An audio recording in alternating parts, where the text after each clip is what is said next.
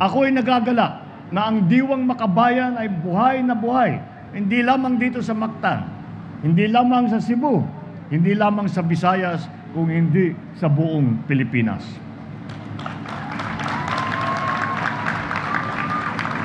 Ito ay nakikita sa pagtitiwala natin sa ating sariling lakas at paniniwalang nakasalalay sa ating pagpupunyagi ang pag-unlad ng ating bansa. Ito ay nakikita sa pagmamahal natin sa ating kapwa, pag-aaruga sa mga napinsala, pagtulong sa mga nagdarahop, at pagtanggol sa mga inaapi. Ito ay nakikita sa matapang nating paggiit sa ating karapatan at sa pagtanggol kung anong ang atin ayon sa ilalim ng batas, sang-ayon sa pandaigdigang kaayusan at sa mata ng ating Diyos. Sa manlulupig, di ka pasisiil.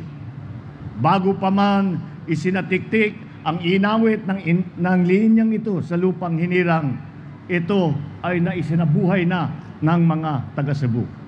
Ngunit sa panahong ito, may mga makabagong pagsubok tayong hinaharap na ang solusyon ay hindi dahas o armas. Nangangailangan ito ng ating katapangan, ng ating pagkilos, at higit sa lahat ang ating pagkakaisa.